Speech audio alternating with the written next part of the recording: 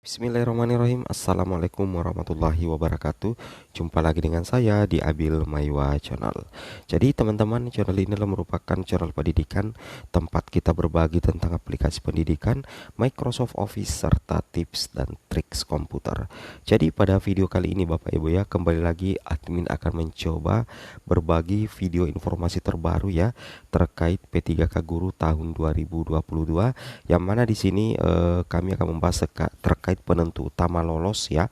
Penentu utama lolos tentunya lolos menjadi ASN, peluang besar ya menjadi ASN bagi P1 yang turun P2 atau P3. Tetapi apakah nantinya ada persaingan mengisi sisa formasi P3K Guru 2022 bagi pelamar prioritas 1 yang turun P2 atau P3?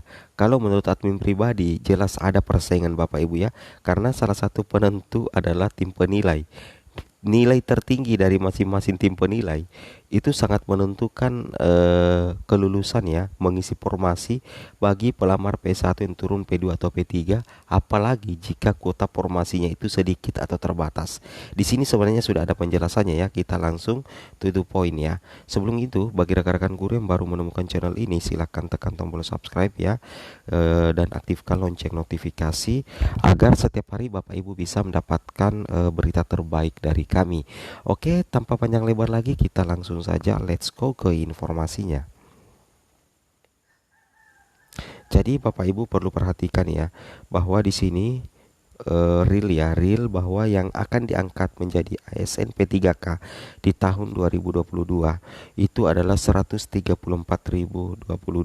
Nah, pertanyaannya sekarang, apakah jumlah 134.022 atau 69% yang siap diangkat tahun 2022 itu tidak bisa bertambah lagi alias sudah final?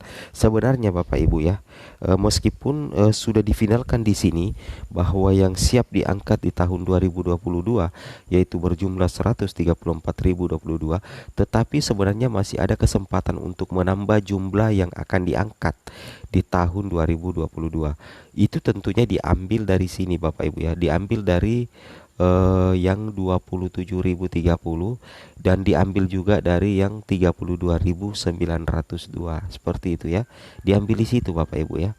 Nah, yang jadi pertanyaan sekarang, apakah ketika ikut seleksi penilaian kesesuaian tidak ada persaingan? Tunggu dulu. Pasti ada persaingan ya, karena yang akan dilihat adalah nilai terbaik Bapak Ibu ya di penilaian kesesuaian, bobot penilaian yang diberikan oleh masing-masing tim penilai. Di sini kita lanjutkan lagi Bapak Ibu sekalian ya. Kita lanjutkan lagi. Nah, di sini jelas sekali dikatakan ya. Jelas sekali dikatakan Bapak Ibu sekalian bahwasanya untuk seleksi penilaian itu, Bapak Ibu bisa perhatikan di sini. Nah, ini ya.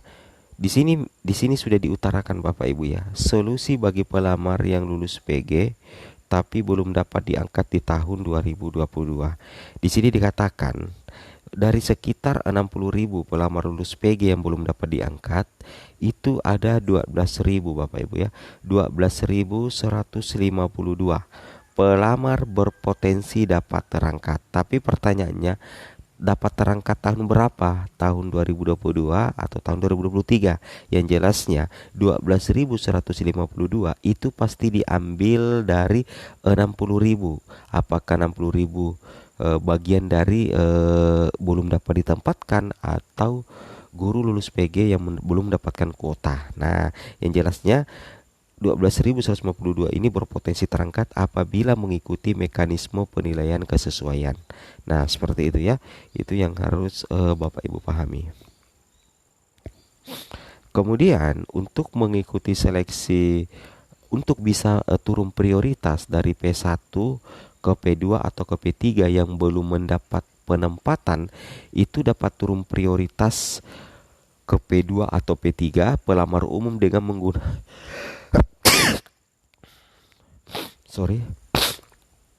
dengan menggunakan jabatan fungsional lain yang dimiliki. Nah, jadi caranya Bapak Ibu login SSCASN, kemudian ketika belum mendapatkan penempatan di situ akan ada menu ya. Apakah Bapak Ibu setuju atau tidak setuju? Ketika Bapak Ibu setuju, maka Bapak Ibu akan tetap menjadi sebagai guru honorer di tempat tugas saat ini. Dan ketika Bapak Ibu tidak setuju, maka Bapak Ibu akan turun level menjadi P2 P3 dan berpotensi ikut di seleksi kompetensi, tetapi resikonya adalah Bapak Ibu tidak bisa lagi menjadi P2 Bapak Ibu ya. Dan resiko berikutnya, tidak ada jaminan diangkat menjadi ASN karena hanya 12.152 yang berpotensi diangkat dari 60.000 guru lulus PG yang belum mendapatkan penempatan. Seperti itu Bapak Ibu ya, itu yang harus Bapak Ibu pahami. Kemudian kita lanjut lagi.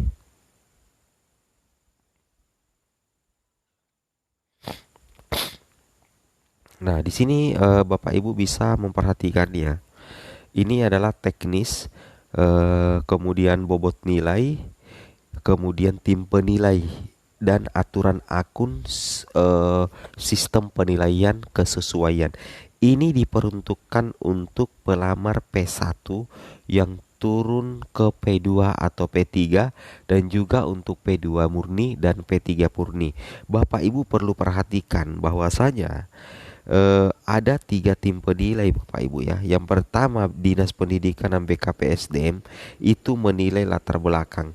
Kemudian kepala sekolah, guru senior dan pengawas sekolah menilai kompetensi yang nilainya 40% ya. Kemudian penilaian kinerja 60% juga dinilai oleh kepala sekolah, guru senior dan pengawas sekolah. Kemudian Bapak Ibu perlu perhatikan bahwa hasil penilaian kinerja kemudian akan diverifikasi oleh Dinas Pendidikan dan BKPSDM berdasarkan portofolio guru, yaitu diambil 60%, 100%. Kan logikanya seperti itu.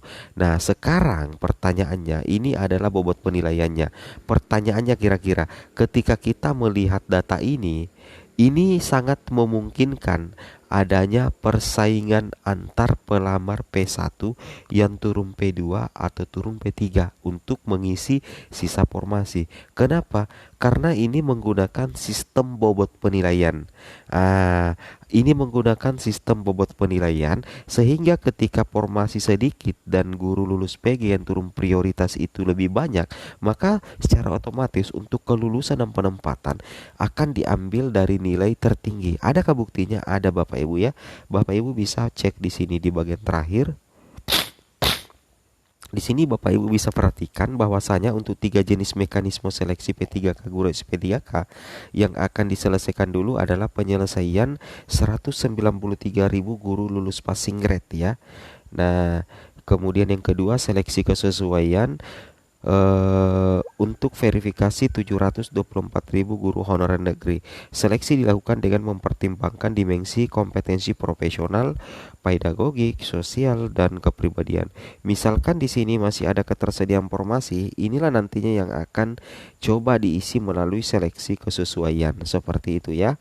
Oke, kemudian kita lanjut lagi Bapak Ibu sekalian ya.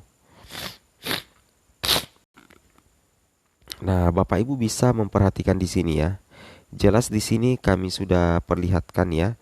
Ini adalah skenario atau skema pelamar yang lulus akan ditempatkan di sekolah induknya yang mengikuti seleksi penyesuaian ya. Seleksi penyesuaian. Seperti ini ya. Ini juga berdampak untuk guru lulus PG yang turun prioritas. Misalkan ya, ini antar P1 saja ya, P1 yang turun level ke P2 ke P3. Misalkan ada 4 kebutuhan formasi di sekolah A, sekolah B, sekolah C, dan sekolah D. Ternyata formasi yang dibuka hanya 2, masing-masing 1, yaitu sekolah A dan yang kedua sekolah B.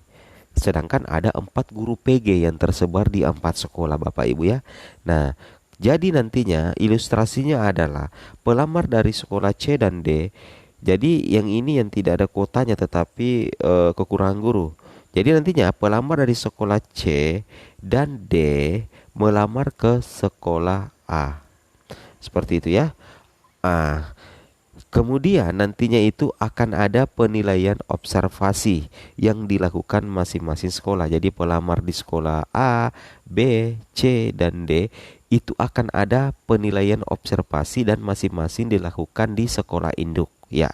Nah, kemudian jika pelamar C dan D memiliki nilai tinggi daripada pelamar A dan B, maka formasi dipindahkan ke sekolah C dan D.